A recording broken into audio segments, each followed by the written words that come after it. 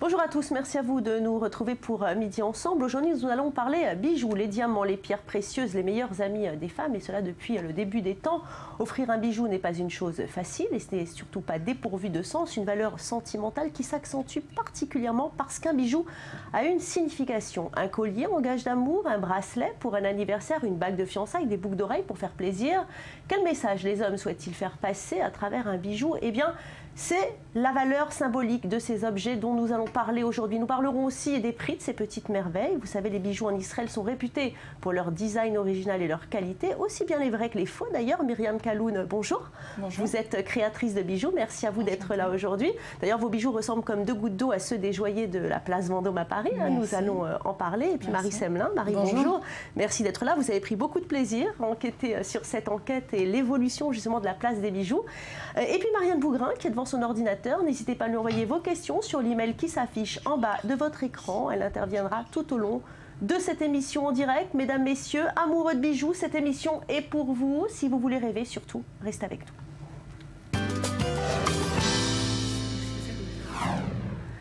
Les bijoux, ils nous subliment depuis la nuit des temps, de la préhistoire en passant par la Grèce antique ou les Égyptiens. Les hommes et les femmes ont toujours utilisé ces objets pour s'affirmer comme leader ou bien pour marquer la féminité. Je vous propose de regarder un sujet réalisé par Samuel Calvo. A tout de suite. La joaillerie est l'art de fabriquer des joyaux et plus largement des objets de parure mettant en valeur des pierres précieuses, des pierres fines, des pierres ornementales et des perles en utilisant pour les montures des métaux précieux tels que l'or, l'argent, le platine, voire le palladium. À l'âge de pierre déjà, l'homme préhistorique éprouvait une certaine satisfaction à se parer d'objets. Plus tard, quand les métaux firent leur apparition, l'homme ne se contenta plus d'ornements aussi simples et vers la fin de l'âge de bronze, ce métal rare encore chez quelques peuples éloignés servit pour la confection des objets de parure. Au XVIIe siècle, on vit l'apparition de pierres précieuses, des perles et des diamants. Les Orientaux en général éprouvent la plus vive passion pour les parures. Chinois, Tibétains, Hindous, Siamois, Cambodgiens, Arabes, Persans, Tunisiens, Turcs, tous à l'exception des Japonais font usage des bagues, des pendants d'oreilles, des broches, des colliers, des bracelets, dans la fabrication desquels ils déploient souvent un luxe extraordinaire. La joaillerie consiste à mettre en scène des pierres sur un support de métal précieux. Les objets réalisés prennent la forme de bagues, colliers, pendentifs, boucles d'oreilles, diadèmes, couronnes et tout autre objet exigeant l'utilisation d'importantes quantités de pierres. Trônes, statues, automates, œuvres de Fabergé et autres. De tout temps, des pierrettes ont été utilisées pour la réalisation de parures et objets d'ornement précieux. En France, la joaillerie à proprement parler naît réellement à l'époque de Louis XIII. Le cardinal Mazarin en développe le goût, acquérant les plus beaux diamants de son temps en les faisant monter en bijoux. Il les lègue à la couronne de France. Aujourd'hui, le marché de la joaillerie se porte extrêmement bien avec une estimation de plus de 150 milliards de dollars. Et certaines ventes aux enchères de luxe font exploser des records de prix sur des pièces rares ayant appartenu à des grands noms. La pierre a une histoire intéressante. L'Institut de gémologie d'Amérique l'a appelé le diamant historique. Un de ses anciens propriétaires fut la riche héritière et philanthrope américaine Huguette Clark, qui est décédée en 2007 à l'âge de 105 ans. Selon le manuscrit de la GIA, il aurait également appartenu à la princesse Mathilde Bonaparte. Le marché de la joaillerie attire de plus en plus de fanatiques et le développement de pays autrefois pauvres ne fait qu'offrir de nouveaux clients à un marché en pleine expansion. Alors Myriam, dites-nous, comment êtes-vous arrivée à devenir créatrice ? C'est vraiment une histoire d'amour. D'abord, j'ai grandi dans la mode et par la force des choses, en touchant plusieurs domaines de la mode, j'ai fini par tomber dans le bijou parce que c'est ce qui me plaisait le plus. Et ce qui, je pense, quand on le change et habille et déshabille quelque chose, rend quelque chose d'habillé ou de très sportswear en fonction de comment on le porte. Comment choisit-on un bijou ? Ça dépend en fait de l'occasion, ça dépend de son style, ça dépend si on veut aller vers le sobre, vers les couleurs. Il y a plusieurs paramètres en fait. Ça dépend de ce qu'on recherche. Et justement, j'ai le plaisir d'accueillir Marie Semelin.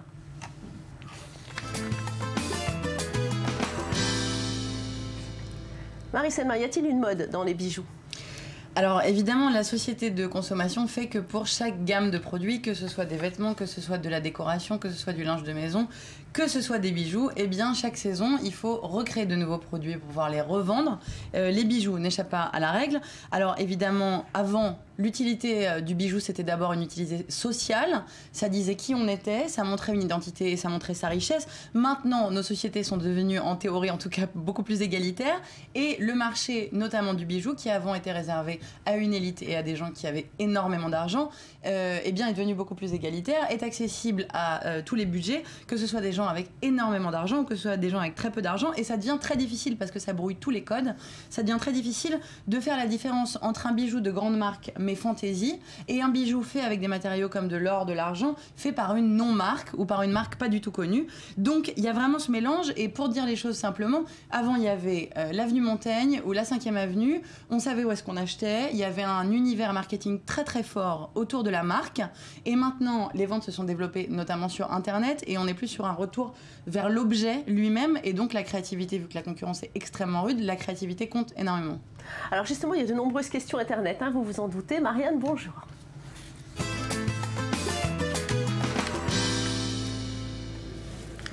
Alors Marianne, de nombreuses questions internet, j'ai l'impression. Hein. Oui, bonjour Valérie. En effet, il y a de nombreuses questions, notamment celle de Jennifer qui habite à Paris et qui nous dit qu'elle lit très régulièrement la presse féminine. Elle se rend bien compte que la mode évolue très rapidement, notamment dans le domaine du bijou. Du coup, elle se demande, trouve ça plutôt paradoxal d'investir autant d'argent dans un objet qui, de toute façon, selon elle, ne sera très rapidement plus à la mode. Du coup, sa solution, c'est d'investir dans les bijoux fantaisie, ce qui lui permet d'en avoir plusieurs et de changer en fonction de ses goûts. Qu'en pensez-vous ? Alors Myriam, qu'en pensez-vous? C'est la solution finalement pour se faire plaisir? C'est en tout cas le créneau que moi j'ai choisi, où c'est fait avec des matériaux qui sont tous basés sur de l'argent, mais après c'est du plaqué, donc ça devient vraiment abordable pour quasi tous les budgets, et c'est ce qui est vraiment aussi bien classique que très tendance. Donc on peut le mettre cette saison et les garder les prochaines saisons et ça bougera pas. Et puis on peut le perdre, là ça on n'a pas de peine du tout. Exactement. Mais dites-moi, on parle beaucoup aussi de bijouterie artisanale. C'est quoi la différence entre la bijouterie fantaisie et la bijouterie artisanale? Alors la bijouterie fantaisie, c'est la bijouterie qui est tendance et qui va être vraiment du moment. Qu'artisanale, ça peut être aussi tendance, mais qui est en édition très très limitée, qui est 2-3 pièces. D'accord, donc c'est vraiment limité au niveau de la production. D'ailleurs, en Israël, il y a une créatrice très connue qui a réussi à exporter ses bijoux à travers le monde, c'est Michal Negrin. Je vous propose tout de suite de découvrir sa dernière campagne. Ce sont des belles images tournées à Neve Tzedek, en plein cœur de Tel Aviv. On regarde et on en parle après.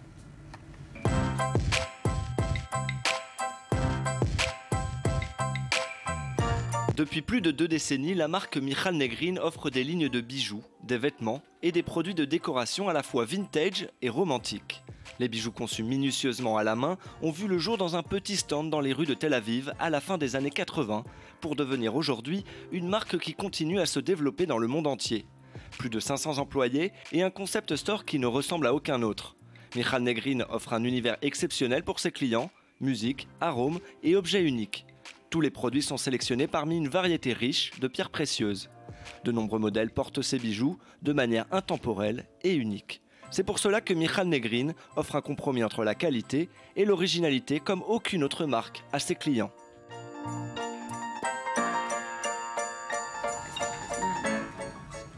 Alors que j'ai le plaisir de recevoir Gilles Ch'ti. Gilles, bonjour.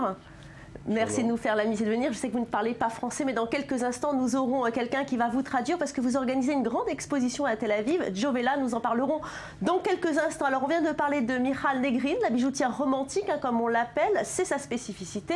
Elle est présente dans 53 pays. Comment vous expliquez ce succès, Myriam? C'est qu'elle elle a développé son propre style qui ressemble à personne d'autre. Et elle a continué dessus. Et elle l'a développé en suivant les tendances. Donc elle a gardé son style et en suivant les tendances, donc on la reconnaît et c'est quand même du moment. En tout cas, il y a beaucoup de bijoux orientaux qui sont devenus très populaires, Marie Semelin, comme par exemple la main de Fatma, l'œil.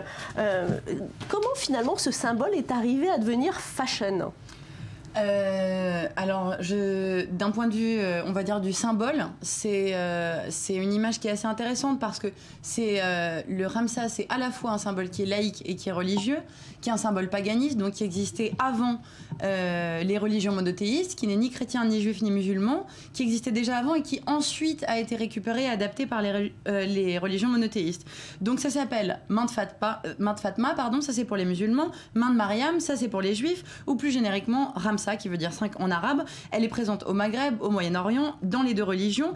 Et on peut la trouver en bijoux, sur les portes des maisons, en tatouage. Ça se décline sur une tombe, même on vient de le voir. Donc ça se décline vraiment de la manière la plus légère à la manière la plus sérieuse. Son but, c'est quoi? C'est de protéger du mauvais œil. Même si on le sait, les religions ont essayé de se débarrasser des superstitions. Certaines branches de l'islam, comme du judaïsme, considèrent que c'est impur parce que normalement, évidemment, seul Dieu nous protège.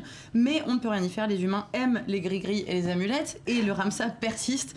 Donc ça s'appelle main de Fatma en faisant référence à la fille du prophète Mohammed. Ça s'appelle main de Mariam en faisant référence à la sœur de Moïse et de Aaron. Certains juifs voient dans les 5 doigts de la main les 5 livres de la Torah, les musulmans les 5 piliers de l'islam ou les 5 prières quotidiennes. Bref, ça n'est que quelques-unes des hypothèses. On peut en entendre beaucoup d'autres. Ce que vous avez bien compris, c'est qu'en fait, on y voit exactement ce qu'on veut y voir. Et c'est probablement pour ça que ça fonctionne aussi bien. Bon, en tout cas, ça protège contre le mauvais œil. Et je crois que c'est votre meilleure vente, hein, Myriam? Oui, absolument. Alors, on parle justement de bijoux fantaisie, mais en Israël, les designers de vrais bijoux sont exportés également dans le monde entier. À la fin du mois, il va y avoir le salon de Jovela, ici même à Tel Aviv, un salon sur 2 jours avec une affluence de 10 000 personnes. Le premier jour, c'est ouvert uniquement aux professionnels et le deuxième jour, les exposants vendent directement au public et évidemment, les prix sont très intéressants. Gilles Stier, donc vous êtes l'organisateur de cette manifestation qui va avoir lieu. Merci d'avoir accepté l'invitation d'i24 News. Pourquoi organiser un tel salon et quel est son intérêt? Tout d'abord, bonjour. Nous sommes un groupe spécialisé dans l'organisation d'expositions professionnelles depuis plus de 40 ans. L'un des domaines que nous avons identifié comme domaine de la mode, c'est la bijouterie. Il y a 13 ans, nous avons commencé avec Jovela en Israël, dans l'idée de, comme dans le monde entier, il y a des expositions professionnelles du but de la bijouterie. Même en Israël, il doit y avoir ce domaine, car nous avons une fierté dans l'industrie israélienne, et même en Israël et face au monde entier. Le monde de la bijouterie est très branché sur la mode et change en permanence. Et à Jovela, on peut trouver chaque année les nouvelles tendances et les nouveautés.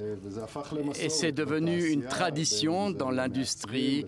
Les créateurs, les bijoutiers, les grossistes, et tout le monde vient visiter cette... Est-ce que c'est un moyen, ce salon, de faire connaître des designers, les nouveaux designers? Bien sûr, Jovela, c'est le moyen extraordinaire pour faire connaître les nouveaux créateurs. Chaque année, dans l'exposition, il y a de nouveaux créateurs. Il y a même un lieu spécial que nous réservons aux jeunes créateurs pour qu'ils rencontrent en 2 jours toute l'industrie. On peut, à Jovela, en 2 jours, connaître tout le secteur professionnel, ce qui prendrait une année entière dans la vie. Et on peut voir cette année dans l'exposition un projet spécial qui s'appelle Mijamaria, qui est une école de fabrication éthiopien où on fabrique des bijoux éthiopiens traditionnels. Il y a Jewels aussi, ce sont des bijoux indiens et il y a de nombreux bijoux intéressants et des exposants internationaux comme Uno de 5K, des Italiens et des Canadiens. Et justement, le dernier jour, ce qu'il y a d'intéressant, c'est que tout le monde peut venir directement acheter aux fabricants. Et là, les prix sont super compétitifs. Oui, cette année, nous avons le deuxième jour est ouvert au public, le 1er juillet, où le grand public peut venir dans cette exposition professionnelle et acheter en première main aux créateurs ou aux grossistes ou à l'importateur et vraiment avoir des conditions intéressantes parce que c'est un salon du... Merci beaucoup, Gilles. Vous savez, Israël est un grand producteur de bijoux connu pour ses designs, sa qualité. Les États-Unis sont probablement le plus important marché d'export de bijoux israéliens, suivi par l'Europe et l'Extrême-Orient. Et en plus des États-Unis et du Canada, les bijoux d'Israël sont aussi exportés en Angleterre, en Belgique, en France, en Russie, à Hong Kong, au Japon. Alors, Marie Semelin, le nombre de designers incroyable, comme ils sont nombreux dans ce petit pays. C'est vrai que c'est un pays de la mode ici, un pays du bijou, Myriam. Oui. Oui, Moi, personnellement, ayant vécu à l'étranger et travaillé dans la mode à l'étranger, j'ai acheté beaucoup de designers israéliens. Ouais. Oui. Vous aimez aussi ici la mode israélienne et la mode des bijoux israéliens. Vous qui avez vécu justement aux États-Unis, vous trouvez quand même que c'est pointu, les designs, la fashion ici? Ce qui est bien, c'est que c'est ethnique, mais c'est simple en même temps. Donc c'est vraiment, ça intéresse tout le monde. Quand c'est trop ethnique, après c'est trop dans une catégorie, et quand c'est trop simple aussi. Alors, faites-nous voir quelques-unes des créations là. Alors là, il y a la chaîne de main. Bon, j'en porte une qui est un peu plus élaborée. Ça, c'est mais il y a celle que je disais qui est ma meilleure vente, qui est celle en main. Avec la fameuse main. Avec la fameuse main, en plaqué or rose et en zircone noir. Oui. Donc qui est exactement tendance en ce moment. Maintenant, après, si on veut être dans le plus simple, on prend l'argent et le blanc. Mais donc c'est pareil, c'est ce qu'on disait tout à l'heure pour les prix. Quand on veut investir, quand on veut rester dans un budget et être à la mode, on prend le rose et le noir. Allez, merci, restez avec nous. Nous parlerons diamants, pierres précieuses dans quelques instants. Je vous avais promis du rêve aujourd'hui. Dans la deuxième partie de cette émission, vous ferez la connaissance d'Edouard Naoum, un maître joaillier parisien. Les stars du monde entier s'arrachent ses créations. Surtout, restez avec nous.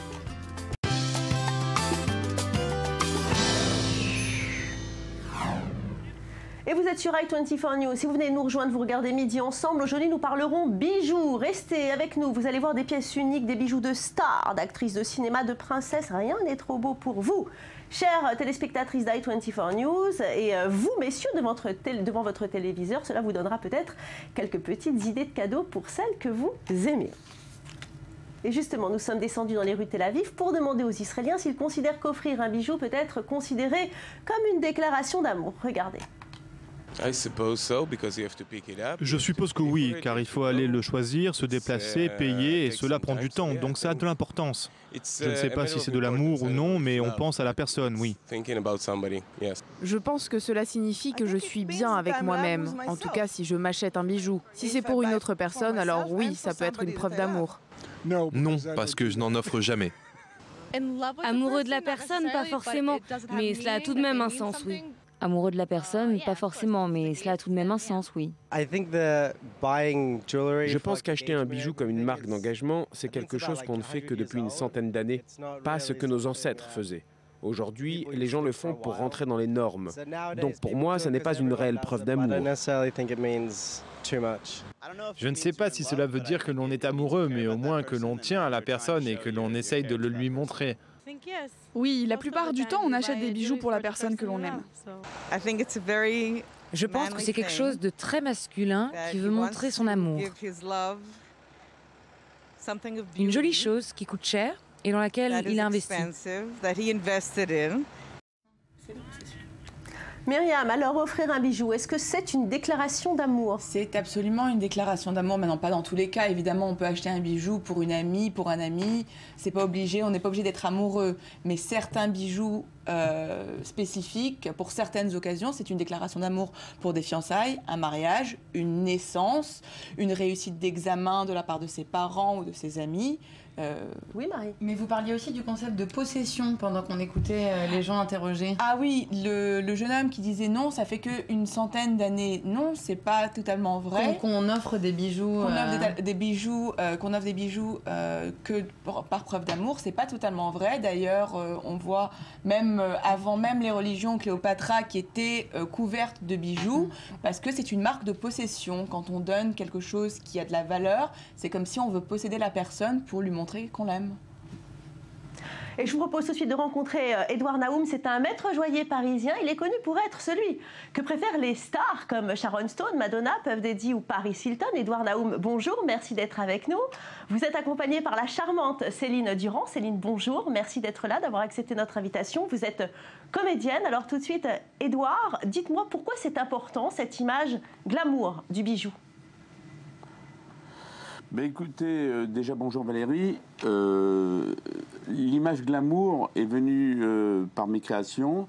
Nous avons beaucoup créé de modèles pour les stars au départ. Ça s'est fait comme ça par un grand hasard. Nous avons créé de jolies bagues pour des stars comme Madonna, où nous avons fait également pour Sharon Stone une bague qui s'appelle la Sharon, et de fil en aiguille on a attiré des bijoux pour Puff Daddy ou pour d'autres stars qui ont été séduits par nos créations. Alors Céline, dites-moi, qu'est-ce que vous aimez chez les bijoux d'Edouard? Qu'est-ce qu'ils ont de particularité, comme particularité? Alors bonjour à tous. Eh bien, les bijoux d'Édouard sont uniques. C'est de la joaillerie, mais aussi de la fantaisie. Regardez cette bague, c'est assez rare de trouver des bijoux comme ça. Il y a toutes les sortes. Vous avez envie de faire un tapis rouge à Cannes, vous avez des rivières de diamants. Enfin, on en a là à vous montrer. Je vous les montre d'ailleurs parce que c'est tellement beau. Alors justement, Édouard, combien ça coûte cette petite merveille là? Bon, un collier comme ça, il faut compter environ 400 000 €. C'est un collier qui est fait de 55 carats de diamant avec des pierres de 3 carats à 2 carats. Oui, donc ça c'est voilà. Un collier pour une star ou pour une princesse. Hein. Alors justement, parlez-nous de la mode des bijoux. Voilà. En ce moment, c'est quoi la tendance? Alors actuellement, nous sommes en train de développer le côté masculin car les hommes reviennent aux diamants, reviennent aux bijoux. Peut-être c'est les rappeurs qui ont amené ça et après ça a été pour une clientèle plus traditionnelle. Aujourd'hui, on fait des plaques GI pour hommes, vous voyez comme vous pouvez le voir. On fait également des bracelets pour hommes avec des diamants, vous voyez comme des bracelets de diamants. Les hommes adorent les diamants. Justement, vous êtes en train de nous dire que finalement, maintenant, l'histoire d'amour, c'est entre les bijoux et les hommes. C'est fini, les femmes? Non, les femmes, elles gardent toujours une grande part dans notre cœur. On aime les femmes et on aime les orner de nos bijoux, bien sûr. C'est un honneur. Édouard. Voilà, surtout. Voilà. Mais les hommes reviennent beaucoup aux bijoux depuis quelques temps, depuis 3-4 ans. Et on a créé des collections exceptionnelles pour hommes. On est les premiers à faire ça. Et je trouve que quand même, ce sont des choses, ça habille l'homme. Voilà, j'adore les bijoux pour hommes. Mais vous, Édouard est visionnaire, il voit toujours ce qui va être la tendance. Alors justement, pour vous, Céline, c'est quoi la tendance? Pour moi? Oui. Qu'est-ce que vous aimez comme genre de bijoux? Oui, alors la tendance, donc comme il a dit, bon, les bijoux, mais sinon, il fait beaucoup de manchettes, les bijoux esclaves, des choses complètement nouvelles qu'on accroche au bras, à l'avant-bras. Et c'est ça, il est toujours en avance. Et grâce à lui, moi, je porte des pièces que personne n'a. Donc, oui. Je suis très fière d'être son égérie. Alors justement, Édouard, vous, ce que vous aimez surtout, avant tout, c'est sortir de l'ordinaire quand même. Tout à fait, je n'aime pas faire les bijoux. Déjà, je tiens à contrôler toutes les étapes de la fabrication et j'aime faire les bijoux que j'aime moi-même. Je n'aime pas faire des bijoux et j'aime que ça soit fabriqué devant moi, dans mes ateliers sur les Champs-Élysées. Il n'est pas question que je fasse les bijoux en Asie ou dans d'autres pays du tiers-monde où ça ne m'intéresse pas. Je veux suivre la fabrication, faire des modèles qui me plaisent et faire des choses avec beaucoup de sensibilité et pouvoir suivre les fabrications, pouvoir changer au milieu d'une création, des choses qui ne vont pas, et les suivre de A à Z, voilà. Mais justement, vous avez quand même une histoire particulière avec la joaillerie. Racontez-nous comment vous êtes devenu joaillier, c'est une histoire de famille. Oui, j'ai mon père qui était déjà joaillier, ma mère qui était créatrice en Italie, et moi, si vous voulez, à l'âge de 20 ans, après mes études, j'ai directement travaillé dans mon atelier familial avec ma mère. Et on s'est tout de suite mis à la création de nouvelles choses, de choses plus authentiques, voilà. D'accord, mais pour les petites bourses, c'est possible chez vous, Édouard, quand même? Parce que vous allez voir des pièces absolument magnifiques. Si on a un petit budget, c'est possible de trouver quelque chose? Mais écoutez, bien entendu, on a démarré au départ avec une petite clientèle, avec des budgets très corrects. Aujourd'hui, avec 800 €, vous pouvez avoir un bijou Édouard Naoum. Vous pouvez avoir un petit bracelet aux alentours des 1000 €. Voilà, vous pouvez avoir des choses correctes avec des prix corrects et vous pouvez venir nous voir et on vous conseille. On peut même vous faire des bijoux sur mesure ou des créations particulières que vous voulez avoir pour vous personnellement sans les revoir sur quelqu'un d'autre. Eh bien, merci beaucoup Édouard Naoum. En attendant, c'est nous qui vous attendons ici à Tel Aviv. Si vous êtes de passage, surtout, n'hésitez pas à venir nous voir dans les plateaux d'i24 News. Céline Durand, je rappelle à nos téléspectateurs que vous êtes à l'antenne en ce moment chez nos confrères de TF1 puisque vous apparaissez dans Les Vacances de l'amour. On se retrouve très vite, Édouard et Céline. Restez avec nous. Merci beaucoup. Merci. Merci beaucoup. Alors Myriam, les bijoux, ça souligne la féminité? Alors absolument, les bijoux, ça souligne tout à fait la féminité et la personnalité tout court. Ça donne un look. Donc absolument, plus on est féminin, plus on va mettre certaines choses. C'est pas un peu caricatural, Marie Semelin? Plus on est du genre féminin, plus on doit avoir des bijoux quand même. Alors quand j'ai vu cette question, je me suis dit je vais vous préparer une bonne réponse en images que vous allez voir tout de suite. Vous allez voir, voilà ces hommes appartenant à des peuples différents. Il y a une tribu du Pakistan, une autre de Mongolie, une autre de Namibie, d'Argentine, bref du monde entier, prise par le photographe Jimmy Nelson. Alors j'ai triché, j'ai pris pour vous montrer que des photos d'hommes, mais il prend aussi évidemment des femmes en photo, mais juste pour vous montrer que, vous voyez ces hommes, ils sont maquillés, ils sont décorés, ils sont peints, ils ont des boucles d'oreilles, ils ont des colliers, ils ont des coiffes, ils ont des tenues spécifiques. Et si nous, on n'y est pas du tout habitués, eh ben, il faut juste se rappeler que c'est dans notre culture que les bijoux sont a priori un attribut féminin, mais que ça n'est pas pareil partout. Alors évidemment là, ces bijoux et ces attributs, ils ont un sens social. Ils représentent par exemple le parcours de l'individu dans son environnement, sa puissance, son appartenance à tel groupe plutôt que tel autre. Elles disent en gros qui il est, mais juste regarder comment ça se passe ailleurs, eh bien ça nous aide à relativiser ce qui est pour nous la norme. Et il faut bien avoir à l'esprit que ça n'est qu'une norme parmi d'autres. Oui, donc ça veut dire que quand on dit que les hommes c'est une nouvelle clientèle, c'est faux et archi faux. Intox, hein? Pour nous, oui, peut-être dans le haut de gamme, mais oui, parce que par exemple même le développement de tout ce qui est diamant noir ou or noir et argent noir. Vous avez des bijoux pour hommes? Là, j'en ai pas amené, mais j'en fais sur commande, je commence à le développer. J'ai eu quelques personnes quand j'habitais à l'étranger pour qui j'ai fait faire des bijoux pour hommes, des personnes très, très célèbres. Et donc non, c'est pas tout à fait en contraire, mais c'est pas la même approche par contre. Allez, on va regarder le résultat d'une étude sur l'importance d'offrir un bijou. 31% des hommes considèrent que le bijou représente une déclaration d'amour, contre 29% pour les femmes. Pour de nombreux couples, un bijou permet de transmettre des mots et des sentiments qui ne sont pas toujours faciles à exprimer. 40% des hommes souhaitent témoigner leur intention de réellement faire plaisir à travers ce présent, contre 26% pour les femmes. Et donc nous sommes descendus dans les rues de Tel Aviv pour demander aux Israéliens s'ils pensent que les bijoux ont une grande valeur sentimentale. Regardez. Je ne sais pas si tous les bijoux ont une valeur différente. Je pense plutôt que chaque bijou a une valeur spécifique. Oui, je crois. Il y a une différence entre chaque type de bijoux et ils ont une valeur sentimentale. Pas nécessairement, les bijoux sont faits pour nous rendre heureux. Je porte des bijoux en fonction de mon humeur.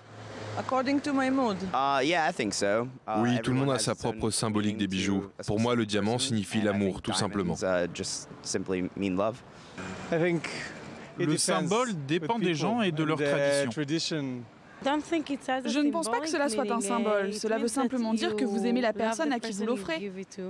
Il y a des bijoux qui sont sentimentaux, donc effectivement ça a une valeur, et puis d'autres qui sont achetés par plaisir ou par envie.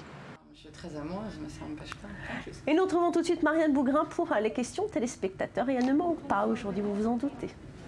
Effectivement, Valérie. Alors, nous avons reçu beaucoup de commentaires, notamment sur la valeur symbolique, comme on vient de vous le voir, du bijou. Et j'aimerais justement vous partager le commentaire de Cécile, qui nous dit que sa bague de fiançailles est composée de diamants provenant d'Afrique du Sud, pays où elle a rencontré son mari. Et elle nous dit qu'elle ne quittera évidemment jamais sa bague, tout comme son mari, nous précise-t-elle. Alors justement, cette identification est un objet, Marie. Qu'est-ce que vous en pensez? C'est là qu'on voit l'importance du symbole et de l'héritage que les humains placent dans ce petit objet, qui résiste au temps, qui résiste a priori aux modes, qui peut se remettre à la taille selon la personne qui la porte, donc qui peut être porté par tout le monde, on va dire, et qui surtout n'a pas uniquement une valeur financière. On entend souvent, c'est la bague de ma belle-mère, c'est la bague de ma grand-mère, c'est le collier de ma sœur. Ça se transmet de personne en personne. Évidemment, quand c'est un matériau noble, ça se préserve beaucoup plus facilement, mais ce qui compte pour ces personnes dans ces objets, j'en suis sûre, c'est le souvenir qui est porté dans cet objet et le fait qu'elles vont le transmettre. Alors justement, nous sommes descendus dans les rues de Tel Aviv et nous avons posé une autre question aux téléspectateurs. Est-ce que finalement, justement, ce bijou a une vraie valeur sentimentale? Regardez. Oui, c'est quelque chose de trop matériel. Je n'aime pas les bijoux. Comme vous voyez, je n'en porte pas du tout. Donc oui, je n'apprécie pas les gens qui accordent trop d'importance aux bijoux. C'est comme toutes les choses matérielles, on leur donne de l'importance. Mais quand elles viennent de quelqu'un d'autre et que ça vous rappelle des souvenirs à chaque fois que vous les regardez, alors ce n'est pas démesuré, mais c'est comme tous les autres objets. Oui, je pense que c'est un peu fou. Personne ne devrait porter autant d'importance dans les bijoux. Je ne crois pas que certaines personnes accordent autant d'importance à des bijoux, mais je pense que cela dépend réellement des gens. Moi, personnellement, je ne donne pas d'importance à mes bijoux, mais si quelqu'un en éprouve le besoin, alors oui, pourquoi pas. Moi, personnellement, les bijoux chers n'ont jamais vraiment compté, car je sais que mon mari m'aime et il le montre de différentes manières.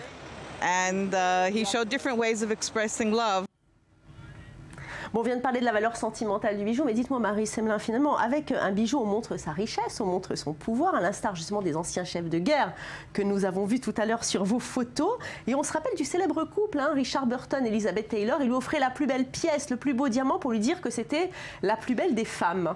Alors, bon, c'était Richard Burton et Elizabeth Taylor, donc c'était pas n'importe qui. Et effectivement, à l'époque, il lui avait acheté ce qui était le diamant le plus cher du monde, 1,5 million, il me semble. Et il était absolument énorme. Et même Elizabeth Taylor avait dit, même pour elle, il était trop gros. Donc, venant d'Elizabeth Taylor, c'est quand même surprenant. Donc, en fait, il était d'abord monté en bague et ensuite, elle avait demandé à Cartier de le faire monter en collier. Bon, là, on est dans la totale démesure. Elizabeth Taylor, star absolue. Et je suis pas sûre, néanmoins, que plus le diamant soit grand, plus l'amour soit grand. Vous avez raison, puisque je crois qu'elle s'est mariée 7 fois, il me semble. Il y en a beaucoup des hommes qui dépensent des fortunes comme ça pour faire plaisir à leurs femmes. Ben, je pense que vu le succès des joailliers, il doit y en avoir beaucoup, mis à part ceux qui sont célèbres. Donc oui. Marie ? C'est une des caractéristiques, je pense, de nos sociétés que d'associer la richesse et montrer sa richesse avec l'amour. Pour le pire et pour le meilleur, d'accord ou pas d'accord ? Merci beaucoup Marie Semelin, merci beaucoup Myriam Calhoun. On aurait pu parler des heures des bijoux, mais c'est fini malheureusement pour aujourd'hui. Merci de votre fidélité à nos programmes. Les femmes et les diamants, une vraie histoire d'amour, comme disait la célèbre Rihanna. À bientôt.